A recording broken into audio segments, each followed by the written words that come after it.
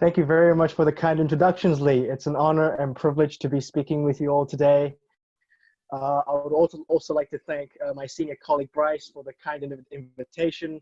I've been to a few Rotary clubs in my time. I attended an event in Melbourne a few years back through my good friend Cheryl Lacey. So it's really, really good to attend one of these events again. The subject matter that I'm going to be dealing with today is consisting of East Asian countries' responses to COVID-19. So I did a series of reports covering Singapore, South Korea, and Taiwan. Obviously, there are countries such as Vietnam, China, Hong Kong, Germany, who have done admirably well as well. But because of the international scrutiny and media attention being taking place in these three specific countries, I decided to do these reports for the initiative. What I would like to elaborate in this presentation is to tell you all what New Zealand can learn in terms of public policy lessons and the potential future scenario if we face another pandemic after COVID. Starting off with Singapore. Singapore is lauded by a lot of people around the world for its competent public administration. It has a very good bureaucracy, and it did well for the first 20 days after its 100th case. So due to its experience with SARS 2003, it was able to isolate, identify, and contact trace rapidly. So SARS 2003 allowed Singapore to be able to have epidemiological institutions in place, and they were able to trace up to 1,000 cases per day. They had CCTV systems going on. They had other national database systems that allowed them to track them rapidly.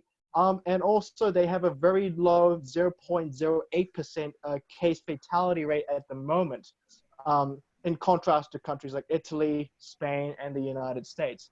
So when I wrote this report initially in April 6th, they had 1,486 cases at the time, but now it's skyrocketed to about 23,800, about that much. And so a lot of people may be wondering, well, it seemed like Singapore was getting it sorted out, but what happened? Well, the reason is because the Singaporean government was not diligent enough to trace the foreign dormitories that were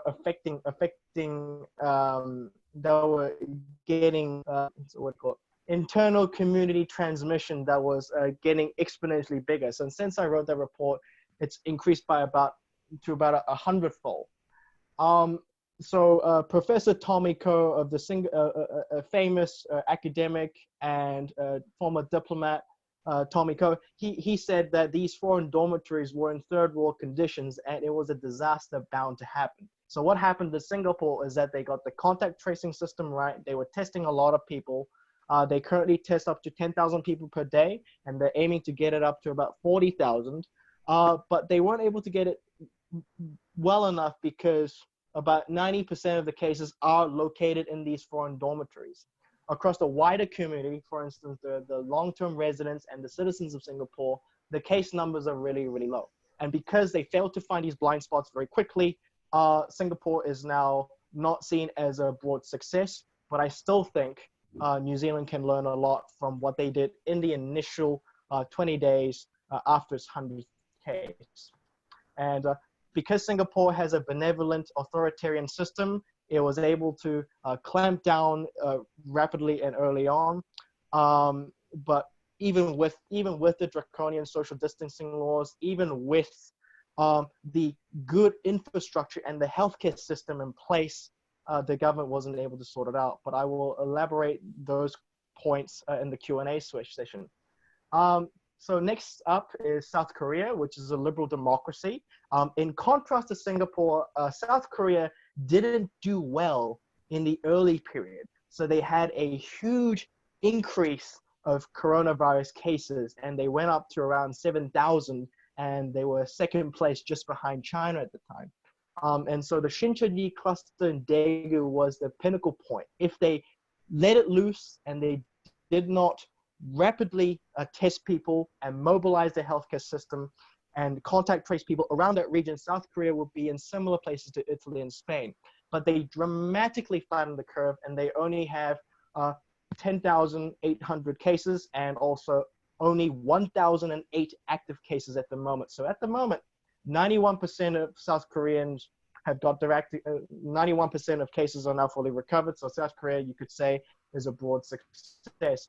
And so in contrast to Singapore, Singapore went drastically early but failed later on, where South Korea did not do well initially but recovered rapidly. In South Korea, they did not put foreign bans on Chinese citizens or Iranians or Italians earlier. They just focused more on simple border quarantine measures, which is basically temperature checking, wearing masks, and getting tested as quickly as they can. And another thing is that the reason why New Zealand was able to recover so well is because we emulated their drive-through testing. In South Korea, they have a drive-through testing system, a glove wall system where it isolates the patients and the doctors. And so the reason why South Korea recovered so well is because they experienced MERS. In Taiwan and Singapore, they credit a lot to SARS 2003. But South Korean professor Kim Woo-ju from Korea University recognizes the dramatic development of the epidemiological infrastructure due to MERS 2015.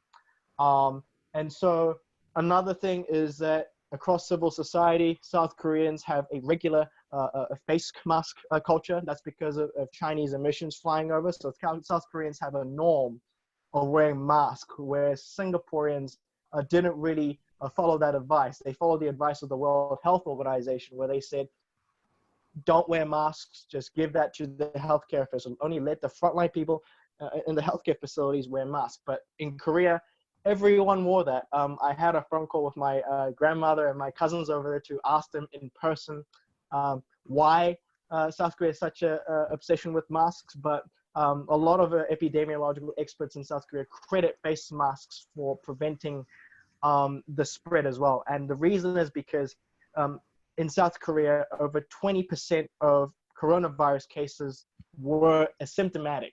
So they had no symptoms whatsoever.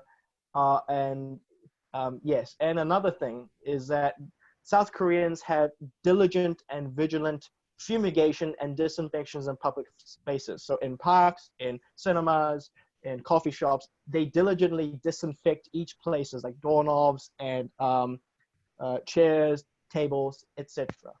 And so South Korea at the moment looks like it's about to recover. I think they're doing really well, but like us, they are currently at about 1.5. If I equivalent New Zealand and South Korea's levels, South Korea is currently at around about 1.5. So they have cafes open, restaurants, they had nightclubs and bars, and they were opening up. And as soon as they began to open up, a potential super spreader, a 29-year-old gentleman, decided to go about and try to have some fun, even though he had COVID symptoms. So now the Koreans they've shut down the bars again, and so they're now about back to level 2. So it's not an ended story, but after the initial rise of cases, which they had around 909 at the maximum on one day, that was early in March. So we don't know yet, but I think that the South Koreans have done well in that respect. Yes, and following on, Taiwan is far more complicated. Let me go into Taiwan now. Taiwan, despite being really close with China, Professor Jason Wang from Stanford University, so he is an epidemiological Taiwanese expert, and he predicted that Taiwan would have the highest number of cases outside of China. And yet they've only had 440 cases so far, and they only have 61 active cases. So in contrast to Singapore and South Korea, Taiwan got it near perfectly, which is really odd and amusing to a lot of New Zealanders. And that is why Grant Robertson, the Prime Minister, the team at the initiative, we were all talking about Taiwan so much that we decided to do this project. And also Taiwan has a spectacular case fatality rate of 1.3. They were able to do all this because not only did they have the experience of SARS 2003, but also because the expert at the Taiwanese CDC was able to obtain information from WeChat, which is a Chinese social media platform, about the fact that actually this pneumonic case that's been witnessing in Wuhan around late December is actually able to be transmitted between humans. So the World Health Organization did not announce this until late January, but the Taiwanese government decided to take rapid border measures early on. They monitored every arrival from Wuhan, and then they extended it all the way to China and then to all over the world, because the Taiwanese knew well before the World Health Organization, well before the Chinese government decided to tell the truth as to what's going on. They still haven't told them the truth. And so Taiwan is a explicit example of not relying on multilateral institutions, but rather on self-determination and complete self-reliance. And so if I'll just go through each of the steps they made. So in contrast to South Korea, Taiwan focused on rapid border measures and targeted testing. So in South Korea, they focused on mass testing of everyone, whereas Taiwan focused on limited testing. They've only done 69,000 diagnostic tests of COVID-19.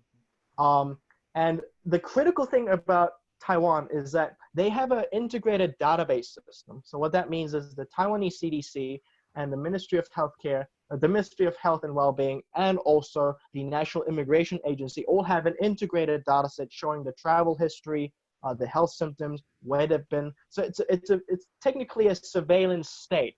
Andrew Clough, the editor at Bloomberg, described this COVID-19 containment model as a Confucian democratic model, because the public in Taiwan, and actually this applies to South Korea too, is that they put forward, they prioritize more on the public health of the country rather than the individual liberty. So when you look at the United States or Australia or Canada or the United Kingdom, people tend to be far more liberal. And I mean individual liberal, and what I mean in a Lockean sense of the term liberal. Whereas the Koreans, they believe in democracy, they operate, Taiwan as well, operate in a democratic platform, but they still think that public health is at the table. One other key factor in Taiwan is the fact that their executive, and I mean the team running the government, is competent, they were transparent, they release press releases every day, and also their vice president was the same epidemiologist during SARS 2003. So the Ministry of Health during 2003 is now the vice president of Taiwan. He had a podcast with the Johns Hopkins School of Public Health, and he elaborated all these things. And finally, like South Korea, the Taiwanese had face masks, they disinfected everything. And across civil society, everyone was not only compliant, but they knew how important it was, because for Taiwan, it's a matter of national survival. Because of the One China policy being promoted by the People's Republic of China, the Taiwanese government and the Taiwanese knew that they wanted to survive. And a lot of people, this is not really in my report, but I thought about this, and I think it's, that I should say this, is that the idea of national survival was at the core of Taiwan. So in conclusion, so in terms of New Zealand, the reason why I call this getting away with murder in some sense, what Jacinda did, because New Zealand's public healthcare system was not prepared for coronavirus. Dr. Ayesha Varel, who's the senior lecturer at the University of Otago, she did an audit of the Ministry of Health's contact tracing system and diagnostic testing systems, and found that we only operate at a capacity of 60%. And so hopefully, I'm hoping that the New Zealand government upped its ability to contact trace people and test people far more. I think we have done well in the testing capacity, but I'm not sure about the contact tracing capacity. So these are the lessons that I think that we could learn from these three countries. One is that we need to continue testing with a vigorous approach without undermining civil liberties through a government surveillance system. For the next pandemic, we need to make sure that we have epidemiological infrastructure in place, because across South Korea, Taiwan, and Singapore, they all experienced SARS or MERS, which helped them prepare in the long run. And the third thing that I think that New Zealanders need to know is the importance of masks. Although the World Health Organization tells everybody do not wear masks. You only wear it if you think you have a symptom or something. The problem is the virus can be asymptomatic. If you're a young 22-year-old who likes to party and you have the coronavirus, and you might not even know it, and that's the main point of concern in my view. And I have a very bad feeling that New Zealand may have a super spreader if our contact tracing system is not up to scratch. And the fourth thing that we need to do is we need to keep social distancing. We need to diligently disinfect public spaces as soon as possible. And finally, final point. We live in a globalized world, and New Zealand relies so much on international trade. So we need to open our borders. And as Jacinda Ardern mentioned, that we're going to begin the Trans-Tasman bubble policy with Australia. I think we could extend it to Taiwan. I think we could extend it to Hong Kong. If Singapore gets their act together with the dormitories, I think we could extend them and start getting our economy back to where it was before December 2019. I'm optimistic at the moment, but yes, those are the main lessons that I learned throughout studying and researching about Singapore, South Korea, and Taiwan. Thank you very much. And if you have any questions, please feel free to let me know.